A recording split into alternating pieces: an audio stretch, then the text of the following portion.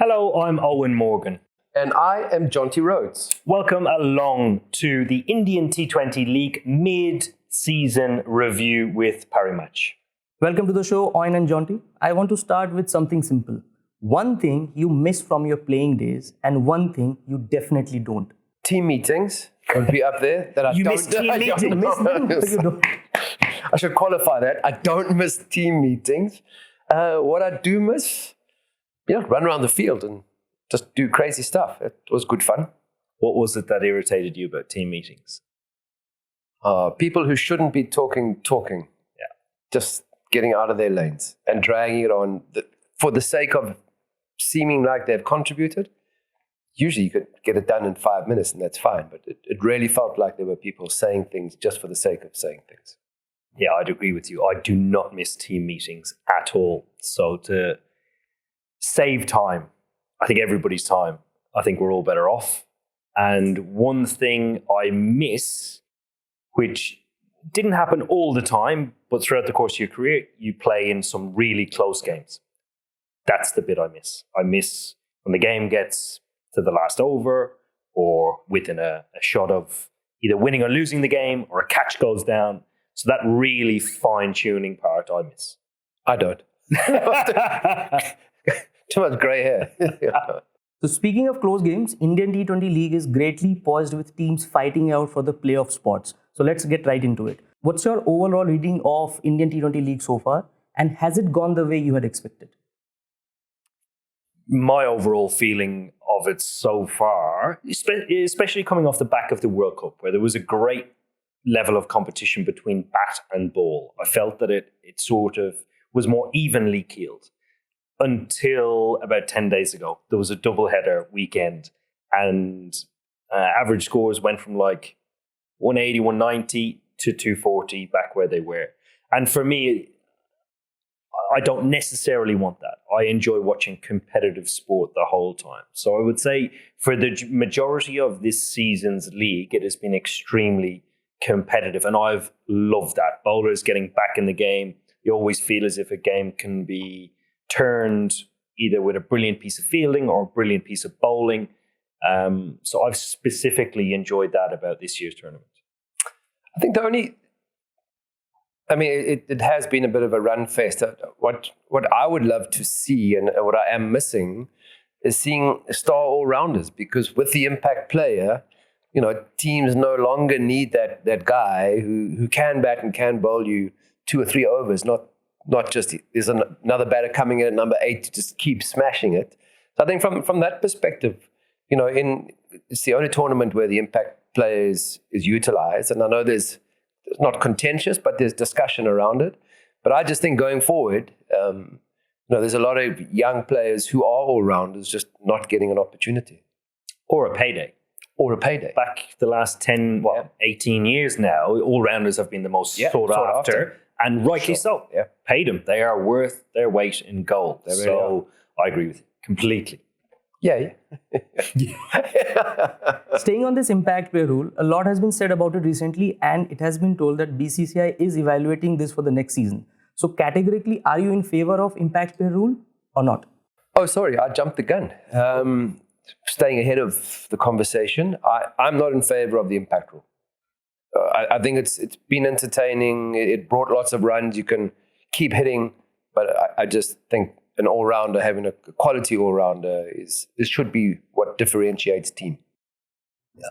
I like the fact that a sport that has been around for nearly 200 years is continuing to reevaluate itself. Regardless of what the rule is, I don't mind them introducing a rule, but also the continuous assessment of is it evening the playing field? Is it good for the sport? And ultimately, do the fans like watching it? Yeah. There are other sports that do it around the world on a continuous basis. So I like the fact that BCCI is continuing to evaluate it.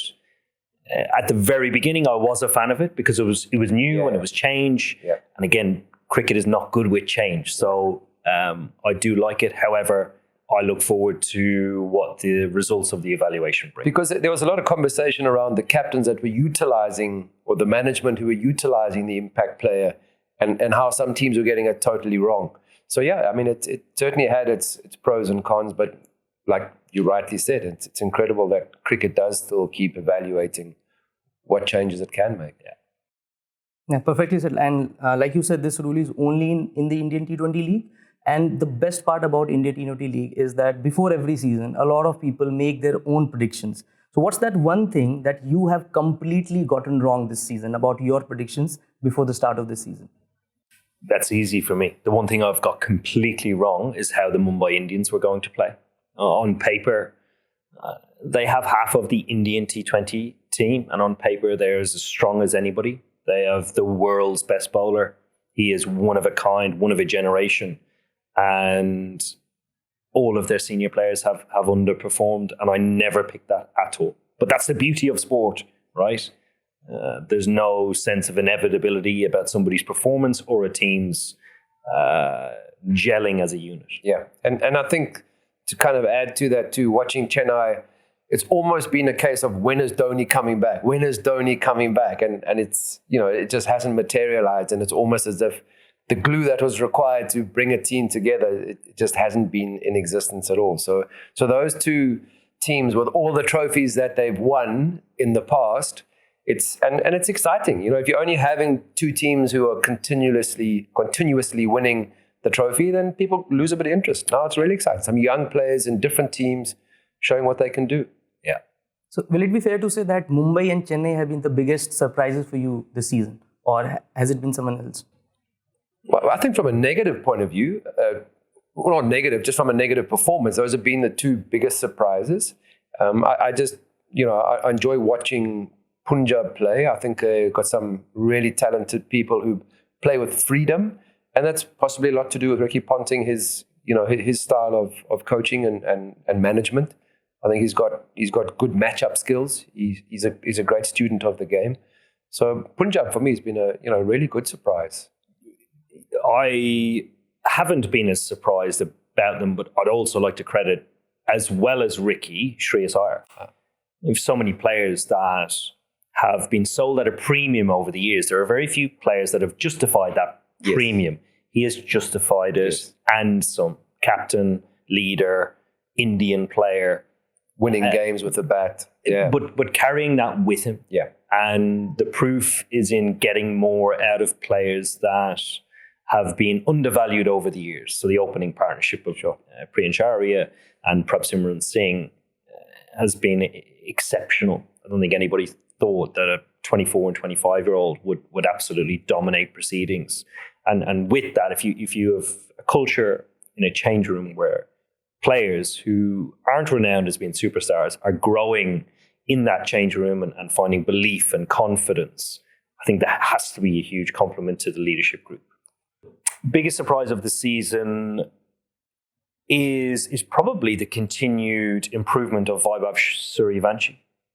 He is an incredible young talent, obviously only 15 now, which is just ridiculous. But if you even put the age to one side, he's playing like a well-established 30-something-year-old that has been around forever and is playing with such a free and clear mind that people in the tournament are extremely jealous. And I think he's the driving force behind the Rajasthan Royals' success. I didn't have them in a playoff position at the halfway stage.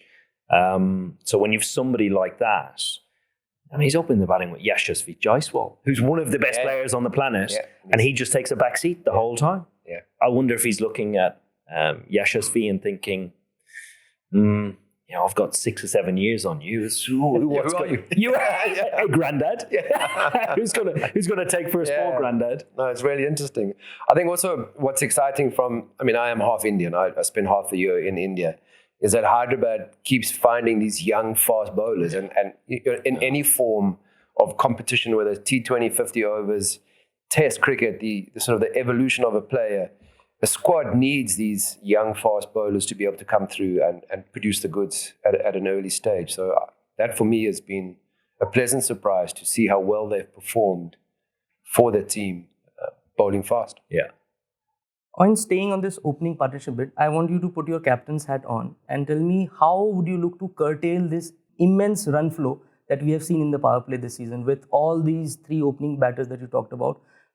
Rajasthan, Hyderabad, and then Punjab, they have gone about scoring 80, 90 runs in the power play. How would you curtail them?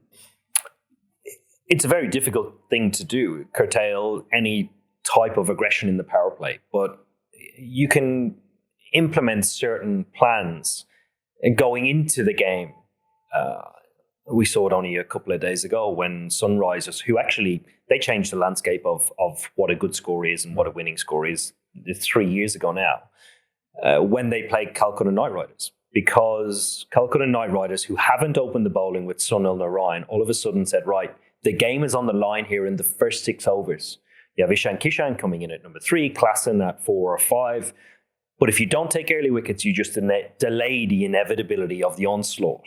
So I think teams, in order to try and break down the aggressive nature in which, there are teams that continuously play with it. RCB last year, defending champions.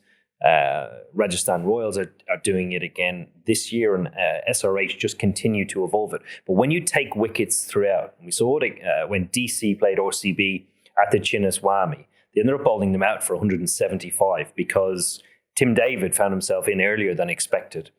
Rightly so, he continued to try and implement this aggressive way in which was so successful for them last year, even to the extent where he turned down a single, I think in 12th. That's right. Off accept 12, 12 and then he got out the next ball. So the answer is you need to find ways of taking wickets. And if your best wicket takers aren't bowling in the power play, you need to get them in the power play. Yeah. Jonty, taking you back to the Mumbai thing, you have stayed in Mumbai dugout for a very long time. How do you feel they might be coping with such an early exit? Well, the Mumbai team, they're not going to handle it very well at all. You rightly said, there's so much, not just talent, but experience, past winners of multiple trophies, owners who are really involved and invested in the team. And, from the get-go, they've always been, this is the Mumbai family, and they're a part of it. So it is going to be tough. And, a lot of questions. Rohit hasn't had fitness throughout, so has that been a big issue? Yes. If he's not playing in the side, it's a massive hole to fill. But they've had, Rickleton come in and score 100. So you've had Quinny de Kock come and score 100, then get replaced and Rickleton score. So having sat in the dugout for 9 years with Mumbai, there's definitely going to be hurt and a lot of analysis around where the fault lies, because cricket has become a business and you need to find remedies. And if you can't find it consistently on the field, you're kind of looking at what is the team culture like, or is there something that we're missing that we can't connect? Because there is a disconnect. And with all these players that you have at your disposal, where is the disconnect sitting? So if we analyze the stats tell you this or that, but then if we go back into the dressing room or into the team culture, is there a switch that hasn't yet been flicked? And maybe that's the kind of conversation they're going to have to be having at Mumbai. Yeah, fair. Point, we know that you are very close with Kolkata. Yeah. But do you think they messed it up by going that big with Cameron Green in the auction, and has it made their team a bit ill-balanced? I don't think they've got it wrong. I think a bit like sides that haven't lived up to their expectation, the senior players haven't delivered. Yes, they went all out for Cameron Green, but when you look at, if you take Cameron Green out of that side and you look at each of the individual batters and how they've played as a batting unit, I think there's a bigger issue there. But isn't it also they had a couple of injuries or bowlers who didn't start? So I mean, they went in with a good squad, and suddenly before the tournament they light on the bowling side. And that's why I'd point the fingers at the batters as well. There's extra responsibility that needs to be taken on their shoulders, and just because somebody is paid more money, it doesn't mean that they're going to do all the heavy lifting. Sure. It is a team game for a reason, and for as long as I can remember, people's easy out is, oh, well, it's an individual game. It is not. Completely not. Even if your highest paid player ends up being the leading run scorer or the wicket taker, the correlation between that person winning an individual accolade and winning the tournament does not exist. I think it's happened 3 times in 18 years. So when you talk about individual performances linking to cricket and team, it's not. It should be eradicated out of the game. But it was interesting because you actually made the point about Shreyas Iyer having this massive payday, but actually contributing in the fact that it's not often you see that with all the added pressure of moving franchises in the past. He's now skippering, and he's got this huge budget attached to his name. It is difficult for that sort of player to perform. So there is pressure as it is, being an overseas player. And if the unit around him is not supporting, it's a big ask for your one player, where all the money's gone, to produce the goods every time. Absolutely. I'll give you an example as well. When I was captain there, I think we paid a couple of $1 million for Pat Cummins, who was come in and made him the highest paid player at the franchise. But it didn't mean Sunil Narayan and Andre Russell all of a sudden pulled the handbrake up and said, we're not doing that well. Or a young Shuvman Gill stopped scoring runs. It's like, no. That was the market value because it was a mini auction. Yeah. His role in this team is this. Yeah. Everybody else's role is this. So the expectation set by that leadership group has a knock-on effect, which lends to your positivity about how Ricky Ponting goes about his business and has those conversations.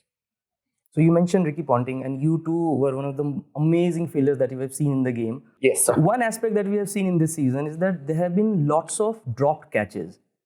Being the amazing fielders you both were, can you pinpoint one particular reason why is it happening? And those have been crucial catches that have been dropped. Have you seen how hard the guys hit the ball these days? Seriously. In my generation, as a cricket player, I was at backward point, but fielding inside the gully zone. It didn't have to go. We had to go towards the ball, and now it comes at you at pace. They hit the ball so high, sometimes it goes above the lights. In my mind, there's only two catches. There's a catch taken and a catch dropped. There's no such thing as an easy catch. There isn't, because it does disappear in the lights. It does go into the crowd. You do lose it. So as a fielding coach, my mantra, one was, if you don't go, you'll never know. But never was it about you've taken a catch or didn't take a catch or an easy catch. There is no such thing. You completed a catch or you didn't. That was it. There's no easy catch. So the same weekend where all the runs started to increase, there was an uplift in the level of catches that were dropped. I have two theories on this, because having been there as a player and now as a commentator, you watch players train and they very rarely drop catches. Very rarely. My first theory is when the game is more elevated and batters have a bigger say, there's obviously a longer wait for the ball to come to you, particularly when there's a catch. So you don't have that consistency of feeling the ball all the time. And then when the catch eventually does come, it's a high pressure catch. Yeah. There's no such thing as an easy catch, but this is even more elevated. So I think that might contribute to it a little bit, because players don't lose the skill, they lose access to the skill. My second theory would be, at this midway stage in the tournament, you don't know when teams are flying during the day post the previous game. Yeah. So if you're playing an evening game, which majority of the games are, you're up until 3 or 4 o'clock in the morning, just with the buzz of the game and the adrenaline sort of coming down. If you have to fly before 12 o'clock the following day, your whole body clock is going to be kicked out of sync. And therefore, if you have to travel, train, play again, it takes you longer than 3 days to recover from that. It's like a little bit of jet lag. And I think if sides are doing that and not flying late afternoon or early evening and staying in the same time zone effectively, I think you could easily drop catches. You could easily make mistakes, just simply because of your body is catching up with those lost hours of sleep. That point you made about the lack of access to the ball for 50 runs, it's a really valid one. Yeah. Because it just flies over your head, and suddenly you get a half a chance. And is pressure to break the partnership. Yeah. So good point. And this is the best explanation I've heard about dropped catches this season. Phenomenal. I've dropped loads of catches, so I know how to explain.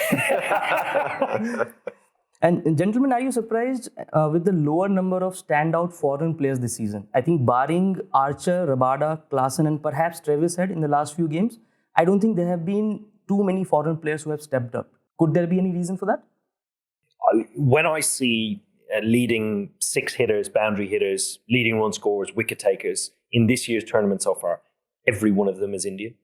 And I don't look at it from a point of view of people are underperforming. I think local players are getting better. Absolutely. I think they're improving at a rate where their standard is as high as international cricketers, Yeah. and their aspirations are further. So matching those with the level of dedication that they put in, I think is now catching up. We're seeing players playing against some of the best and highly regarded players around the world and being better than them consistently. And that's incredible. So I see it as a huge positive for Indian cricket. And a big point, just from a specifically fielding perspective, was that the first 10 years of IPL, I had 9 seasons with Mumbai, and I reckon if there was a top 10 catches highlight compilation of the tournament, you would have 7 overseas and maybe 3 Indian players. Now, I mean, there are 7 Indians and 4 overseas on the team, so it's 12 players now with the impact player, and it's generally another Indian. So you have 8 local players and 4 overseas, and it makes sense. And like you rightly said, the skill levels in India really are incredible. I've seen in the past where India has fielded 3 different national teams in 3 different countries, and they've still been so competitive in 50 over, T20, and in 5-day cricket. So they have this incredible pool, and this league keeps producing such great talent. So hardly surprising. And it's like you rightly said, it's not about overseas players. Rabada's still up there, taking wickets. The guys are still doing what they've been brought in to do, but the local talent is immense. And at different stages, we're seeing some of the teams only going in with 3 overseas players. Yeah. And you're sitting back and looking at the team sheet and thinking, it's actually this is the right call. Cool. This is the right balance for these conditions. Yeah. And they're fulfilling their roles, easily. Yeah. On that note, Eoin, which team, according to you, is the most complete side so far in the 8 or 9 games that we have seen this season? The most complete side is a difficult question to answer. So I always look at it from a point of view of who do I not want to play against. The 3 sides I don't want to play against are Punjab, Hyderabad, and Bangalore. I mean, defending champions are absolutely, they're playing with a level of aggression, as are the other 2 teams, that regardless of the bowling unit that you have, it is going to be very difficult to make inroads. We saw a good example of this when Gujarat played Bangalore. Kagisa Rabada, who is by far and away one of the best bowlers of this generation, is bowling upwards of 150. Virat hits him for 21 in an over. And then the next over, Shuvman gives him the ball again, and he gets the wicket. That was brilliant captaincy, but very few captains would show that trust in a bowler. They would quickly take him out of the attack, get somebody else in, which probably would have suited Virat as well. But it's a batting lineup I don't want to play against. So, and just to your point about Rabada and Gill, when it comes to the playoffs, then are you looking for the team that is explosive and slightly unpredictable, or the Punjab power or Bangalore power, or a team like Gujarat, who you kind of look at their side, they've got great stars, but they've really been producing, almost everybody's played their part, and they're not relying on 1 or 2 players. And when it comes to knock-off stage, you need all 11 or 12 players playing their role, to your earlier point. I mean, are they in there still with regards to who you wouldn't want to play, or are they just too kind of predictable when it comes to what they do and the roles that they perform? I don't think Gujarat is predictable. I think they have a template like everybody else, and the template does work. When those top 3 score runs and the bowling unit fire, I would add 1 addition to the bowling unit. For some reason, Sai Kishore, the left-arm spinner, is not playing. I would have him in my team every day of the week. If he started playing, he adds a different element to their bowling lineup that I think would take them further forward. They weren't initially in my playoff 4, but I would have them now as contenders, especially if he comes into the side. Staying on Bangalore, what are your thoughts on them coming back as the defending champions? And we know there has been an immense wait for Bangalore to win a trophy of this sort. What do you think is the pressure among that franchise right now to go out and do it again? The weight of expectation on Bangalore has completely shifted. Coming into this year's tournament as defending champions, we know how passionate their fans are. We know how desperate they were to win it. And having tasted the champagne last year, they come into this year with a huge level of weight on their shoulders. Remember, though, pressure is only there if you allow it to be there. If you address it, if you deal with it, it becomes an opportunity. I've played in some rubbish teams over the years. I've also played in some very good ones. I know each and every time I would rather play in the very good team with a huge level of expectation. The thing that Bangalore have done exceptionally well so far this year, they haven't played like defending champions. They've played like a side who has belief and confidence that they can lift the trophy, but not by doing what they did last year. Yeah. They have looked to move forward. They have looked to improve at each and every opportunity. And you really get that sense, a bit like Punjab and the leadership group. The leadership group of Bangalore with Mo Bobad, Andy Flower, all their backroom staff, their captain, Rajat Patidar, who has been outstanding, I've never got the impression that they've wanted to stand still and just repeat what they've done last year. Because that's defending your trophy. They're not defending their title, right? They're getting out and winning this title. Absolutely. Go get it. Yeah, that's the message it sends. It looks like it. Absolutely. And when Rajat Patidar comes out and bats, for his first 10 balls, he has the highest strike rate in this year's tournament. By any stretch of the imagination. And think of the long list of explosive players that are performing. So when your captain is showing that intent, he's not trying to protect anything. Yeah. It's, I want to go and get that again. And that's how we do it. So embodying that message is vitally important. So then Rajat Patidar or Virat Kohli, the better Bangalore captain? Rajat Patidar or Virat Kohli, the better Bangalore captain. I played under Anil Kumble, and I'm not allowed to say anything. So Rajat Patidar or Virat Kohli. This is an easy answer. Captains are highly regarded about their success. They were successful under Patidar, not under Virat. There you go. There you have it. There you go. So Eoin and Jonty, you just touched upon Gujarat, talking about how they have been coming back to the tournament with a strong point of view with their bowling and their top three performing. So on that note, are there any dark horses who do you think can still qualify, but they are languishing at the bottom end of the table? Would Kolkata still have an opportunity to qualify?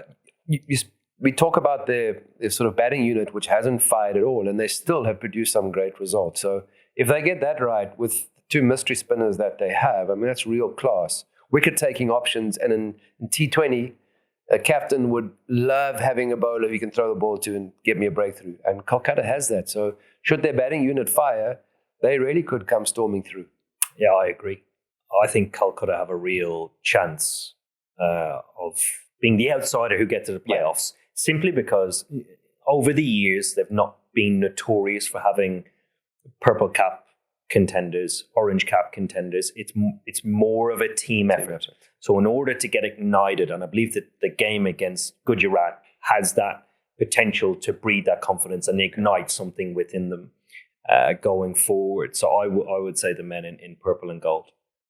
Spoken from the heart. So now shifting our attention from the teams to individuals, who has been the breakout star of the season so far, according to you? That's a tough one.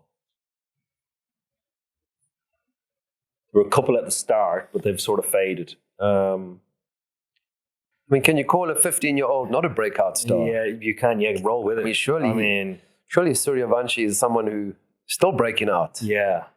I mean, he's 15 years old. I can't wait for the day where Mr. Suryavanshi, father of Vaibhav, comes to the franchise. Because everybody talks about it. He's missed his school and he's now being homeschooled and, just to play cricket. Can't wait for the call that comes through to Kumar Sangakkara saying he can't play today because he has to sit an exam. Or actually, he forgot to submit his homework. He's in detention. He's in detention. He can't play tonight. You got to get out at 10 o'clock tonight. Yeah. That's incredible. But you're right. We should never stop speaking about it. It's such an incredible feat. Yeah. His ability to go from ball one is as good. It's like the best of the best combined. Yeah. There are very few that can do that consistently. Yeah. Hyderabad's fast bowlers, the youngsters, fast bowling is hard to be consistent, right? I mean, you'll get days where there's no assistance whatsoever. Yeah. And you will come across a Vaibhav Suryavanshi in fine form. I think the young fast bowlers there have got some potential. Yeah, definitely.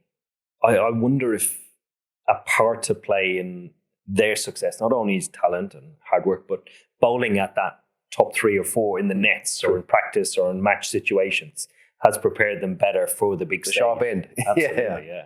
That's very true. Baptism of fire, massive, yeah. So, Jonty, you have touched upon Hyderabad's fast bowlers a couple of times now. When T20 started, and specifically when this league started, it was said that this league is for the spinners and they would give you the wickets whenever you need them. But this season, spinners have kind of faded away and those cutters and slower bouncers have taken over. Do you think spinners need to up their game, or the batting has been too good this season? Well, I think from a batting point of view, and before, at the start of this T20 league, when South Africans would come and play, they would struggle against spin, and we really battled, even touring India, anywhere in the subcontinent where spin was heavy on the bowling front. South Africans would struggle. I mean, this is just from a personal experience. And then having had now, this is season number 19, and even if you're not playing in the team all the time, you're practicing. And it's a lot of players, are now comfortable against spin. And then the second thing is just this freedom, absolutely fearless. You would kind of usually step out and maybe hit the ball in the ground in the gap, and now they just fielders back, take it on, and access all parts of the ground, over cover. And if you're looking to slog, usually it was to the leg side, or you're looking to push on, take on the spin, you'd have to play across the line. Now players hit down the line, through the spin, with the spin. It is incredible. So I think the skill level of the batting, we all talk about sometimes smaller fields and it's a bit of a no contest, but I think the batting skills have really improved against spin in the last 5 or 6 years. I agree. People's ability to find the boundary in consecutive deliveries has improved dramatically.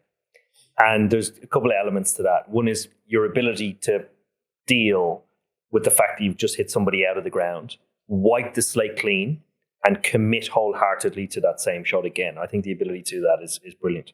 But also, I think there are, for the international players, every league around the world, at least one team will have a wrist spinner. So your volume of playing against wrist spin is improving.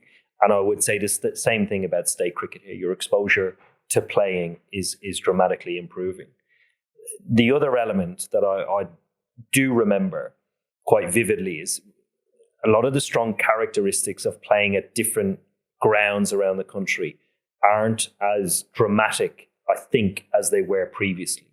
So you're better players of spin at Chennai in a day game where it will inevitably turn. I mean, it was guaranteed that it was turning.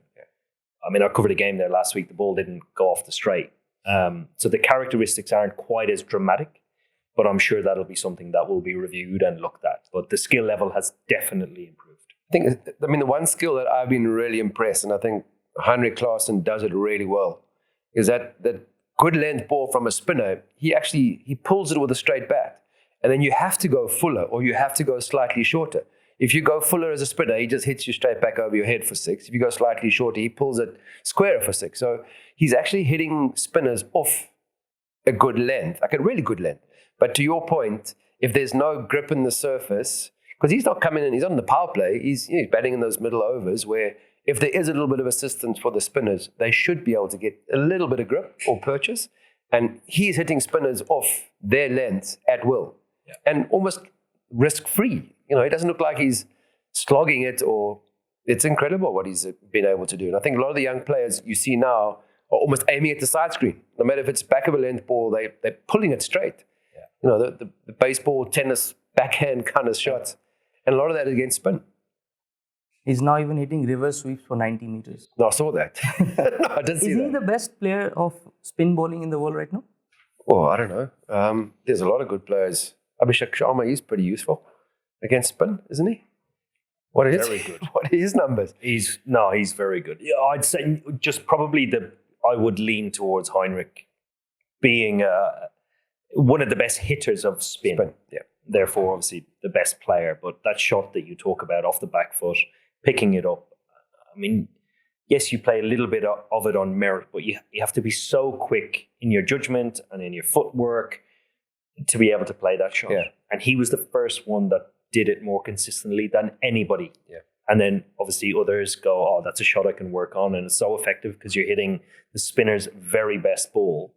I think he's got to be probably the most highly regarded player in that phase of the game of playing against spin. Because it's interesting to watch his preparation in the South African 20 over league. When he played for Durban, working with him, he was hardly in the nets, but he didn't miss hit a ball. And his warm-ups before the game, he literally gets that front leg out the way and just does a straight pull. So he just wants underarm throws, and he walks to the crease. When he plays, it's like you're throwing the ball to him underarm, and he's never going to miss it. Yeah. So he takes that same approach into the game, but he keeps it pretty simple. He's pretty ferocious, but it's a shot that he plays. He knows where it's going. There's no doubt in his brain. He doesn't try hit it anywhere else unless he reverse hits it for 90 meters. But generally, it's just going, straight mid on or the straight mid wicket for 6, and it's a good length delivery. Yeah. He must be a captain's nightmare. Eoin, you have captained at several levels. Which captain has stood out for you in this season of Indian T20 League? The captain, I think, here that stood out the most is Shreyas Iyer. Just for his different layers of ability and challenges throughout the squad. They had a big shift last year, both in management. Ricky Ponting recruited him, had the big price tag. They made massive strides. And Punjab have done this before, but inevitably they just make changes where they shouldn't or make bad decisions down the line. But they've continually gone and backed up right decisions for the betterment of the team. They've clearly got something really strong in the changing room, where it's that element of trust that is very difficult in a short space of time to gain. But I think Shreyas Iyer, alongside Ricky Ponting, tactically have been as good as most. And I say that because I don't think they have the best bowling lineup in the tournament, but yet they have been pretty flawless at the halfway stage. So that takes a little bit of manoeuvring. Obviously, the emphasizing of confidence and aspiration as to where the batting unit is going is key to try and get that consistency. But I would say Shreyas Iyer. Yeah, I haven't really looked at too many of the games from a captaincy lens. I look at personalities rather than decisions, and I really enjoy Shubman Gill, just the way that he approaches the game, whether he's in the field or whether he's batting at the crease. He's a young guy. He's going to learn and make mistakes and be successful and not. But just I like his attitude, and that for me is something where you're leading a group of players. Just that consistency, that calm, composed look, I think it sits well with him. Moving on to some of the most amazing individual performances of the season that we have seen so far, which according to you has been the best knock of the season? There have been a plenty. There was Rahul's 152, Abhishek's 135, Suryavansi's 35 ball 100, and then Sanju Samson has scored 2 centuries. Which one would you be picking? Can I go first? Please. I mean, you're right, there's been some incredible knocks, and there's only been 3 players who've gone past 150. Yeah. I mean, in the 19th season of the Indian T20 League, only 3 players have gone past 150. So in my mind, KL Rahul's 150, incredible. I mean, there's been some great knocks, but it's only 3 for a reason. It's not that easy. And the only Indian to do that. The only Indian to do that. KL Rahul, it was an incredible innings, but there is part of me that I rack my brains and think, it was still part of a losing cause. There's that team element to me, of which there have been many hundreds in this year's tournament, but a lot of them have been on the losing cause. But for a completely individual performance, it was as good as you're ever going to see. Yeah. I mean, he's so aesthetically pleasing on the eye, and he seems to have all the time in the world to play each and every shot. So I'd agree with you. Yeah. What about the bowling performances? Like there are Rabada, Bhuvaneshwar has come to life in this season, Archer is there, and Jason Holder. Ever since he has come to the Gujarat's team, he has been picking wickets. Last night he was man of the match with 4 wickets as well. I'd probably lead towards Josh Hazelwood. So for the same reason, KL Rahul's individual performance in the game before was so dramatic. He got him out for single figures. He rushed him for pace. And the accuracy that Hazelwood bowls with and the movement in which he gets, I think the partnership between KL and Nitish Rana was 220. The next game, your best bowler gets both of them out quite skillfully, a little bit on offer, but in different ways. One's a back of a length delivery, one's a genuine bouncer. And I just think he's such an integral part of Bangalore's team. I would say Josh Hazelwood. Cricket is, a lot of cricket is kind of from the shoulders up. And I think of someone like Jofra Archer has got how many wickets on a first ball in almost 3 consecutive games, first ball wickets. You take wickets in the power play, we know the value of that. And the fact that he does it so consistently in the first over, it's not one standout performance, but just the way that he has approached this season, because he's kind of been in and out, he's had injuries, and in the past, so he hasn't played almost a full season of the Indian T20 League. I'm not stand to be corrected, but this season, he's just been added from ball one, literally ball one. Yeah. But I mean, we talk about batting partnerships, but bowling partnerships are essential. So having Bhuvi and Hazelwood together. Yeah. Here, Bhuvi's done it for so long. I think he's 36 or 37. I'm 39. I'm looking at him going, oh my God. He's come back stronger. He really has. Well, he's a genuine contender for Purple Cap. I think go back to the Delhi game where the ball did offer a little bit in the air, as it does each and every first over of a game. But to consistently, unfazed, bowl that fuller length, like he has done for so long, and be rewarded, it's great to see. He's a lovely guy as well. I really shout for him when he's playing. I think he's won the Purple Cap twice. It wouldn't surprise me if he wins it again. But the individual performance, I'm going to go for against DC. Gentlemen, before we move further, this one question has come from a lot of the fans, and they want to know what is that one specific Indian T20 League moment? Yeah, I think from a... we had some... In Mumbai, we had some really fiery characters, and it was interesting. I remember watching Harbhajan Singh and Ambati Rayudu in the same team, playing with each other, both in blue, and having a full go at each other. And Harbhajan had missed the ball on the boundary, and Ambati Rayudu came running from wherever he was fielding to move Harbhajan out of the hotspot and go, okay, I'll take your spot. And Harbhajan was so upset and really angry. It didn't go down well, and it continued because it was kind of at the death part of the game, so it continued into the dressing room. So not funny, but entertaining, to say the least. Yeah. That was fun. Moving to some of the fun and bold predictions, just like our viewers can find on Pari Match, it's your time to predict and win big. So, gentlemen, which current top 4 team might miss out for the playoffs? Has to be one of the 3 that I mentioned that are the most difficult to play against, because it's high risk, high reward with their batting lineups. Yeah. So, Hyderabad, Bangalore, and Punjab, one of those will miss out, and it will be their batting that lets them down. Yeah. It won't be their bowling. If I was to pick one of those that will fall short, I'll say Hyderabad. I would agree with Hyderabad. I think they really do depend heavily on that power play. If they're 2 down already or quickly down, there's not much of a unit. So that's probably the big surprise for me if one team had to get not to make it. And who replaces them? Will it be Rajasthan, Gujarat, or like you have touched upon Kolkata a couple of times? To replace them, I think it will be Gujarat. I think they're not an outside chance. They're a genuine chance of qualifying now. And Sai Siddharthan is in great form. Jos Buttler has been in reasonable form, but hasn't quite peaked yet. Yeah. Shubman Gill is as hungry as I've seen. So I have confidence in that top 3. I don't see them being rattled. And combining that with their bowling unit, I think they're a very, very good bowling unit. So I would add them and I'm alongside the outside Calcutta. I think they're an outside chance. Calcutta, outside chance for sure, but Gujarat, I think they tick all the bases or tick all the boxes. They're not relying on one player. Sure, the power players are important, but they've still got quality all round.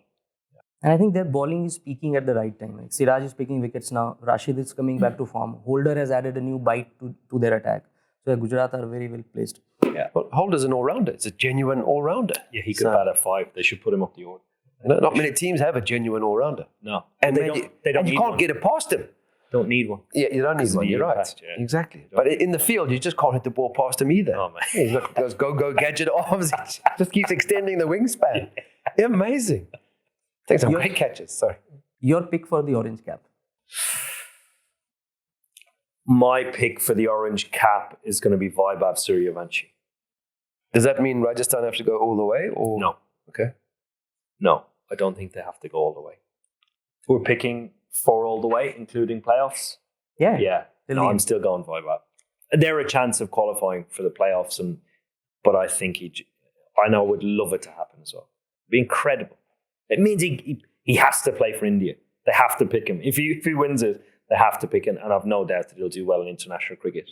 And then that gets closer to the question of, is he one of the best 15-year-old sports people to ever play any sport? And you can't say, he can't even be a contender until he plays international cricket. Okay, I have nothing to add to that. I can't back up any decision I make like that.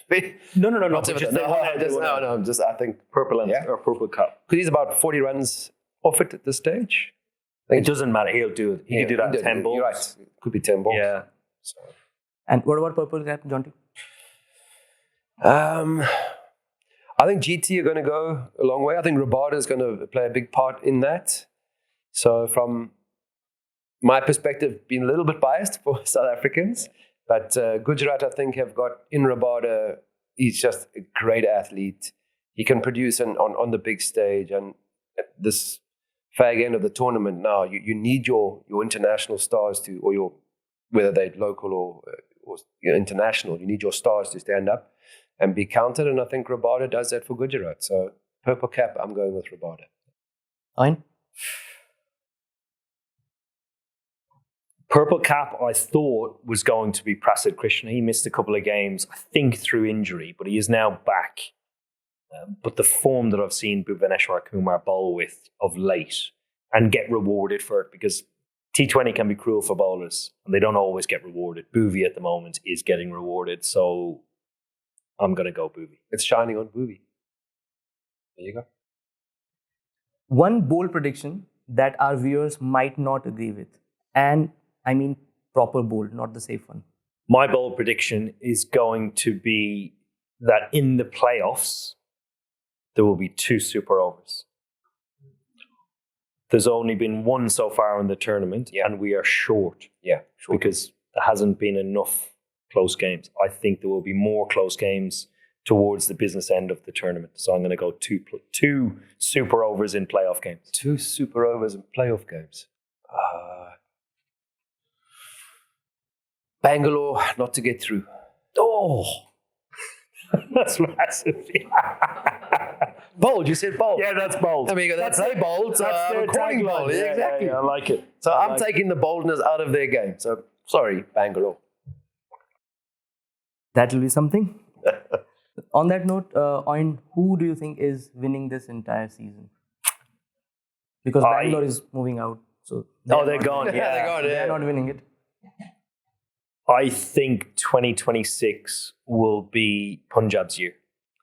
I was going to say Punjab too, in that their batting has been consistent throughout. They've still got a decent bowling attack who haven't yet bowled to their full potential as a unit. So again, their pace, their spin, they've got all the options. And when that clicks as well, they really will be, Punjab will be a tough team to beat. Really tough team to beat. And their biggest rival or threat, let's say, who can rival them for the title? Well, I can't say Bangalore. I've already dethroned them, taken their boldness. I think it will be Bangalore. I think their biggest threat will be Bangalore. They just look very good at the moment. And the only thing that's stopping them looking very good is probably an injury to Tim David or an injury to one of their opening bowlers, Bhuvi or Josh Hazelwood. So because I don't have Bangalore in my my final, Punjab rely heavily on that top order. I'm going to have to go with Gujarat then to go through with their bowling attack in the power play to take wickets. And they'll give then Punjab a hard time. Yeah, that's fair. So we've discussed about the opening pair bit for a fair while. Who, according to you, is the most dangerous opening pair in the league right now? We have 3 standout candidates: Abhishek and Travis Head, Vaibhav and Jaiswal, and then Priyansh Arya and Prab Simran. Well, you got to go with all the lefties. I've just got one option with the right-handers, right? You're all the lefties. I know, but they've got Ishan Kishan at 3 as well with at Hyderabad. Man. It's incredible. So all left-handers. The four of the batters out of those 3 pairs. Yeah. So I'll have to go with Punjab. Well, one and one, right? Yeah. Left-right combination. And growing up among your domestic circuits, was there ever a 15-year-old or a 16-year-old player that you looked at and said, this guy's going to make big? Not at 15. No. There's and not in many sports. There aren't many sports where you get it. I think Sachin Tendulkar was a complete anomaly when you look back at his first-class career and when he started and then playing Test match cricket at 16. It just doesn't happen, certainly where I come from in Europe, in this sport. I think it happens in other sports, and there are a lot of Olympians that would be quite young when they start out, particularly gymnasts, because that's the nature of your development, your career, and when you peak football a little bit, it happens. Players that spring to mind probably when I watched growing up was probably Wayne Rooney. He was a teenager when he scored that goal against Arsenal. Might have been 16 or 17. But again, that was domestic level sport, not on the international stage. Yamal is a good example. He's doing it for Barcelona and Spain right now. All right, I don't follow football anymore. Yeah, sorry. Yeah, I think in my perspective... How old is he? 16. 16, there you go. I mean, we had Daryl Cullinan, who is older than me, but and also no international cricket in South Africa, but at age 16 and 17, he was already very highly spoken of, broke all the records that we had in South Africa, Test cricket and 50 overs. So the one player who wasn't quite a child prodigy, but as a young player in his 16, 17 years old, there was a lot of expectation about what he was going to produce. Yeah. I think in the women's cricket, you also have an earlier introduction to international cricket. So there have been a lot of women's cricketers over the years that have debuted as teenagers, which has been great to see, and come in and dominated as well.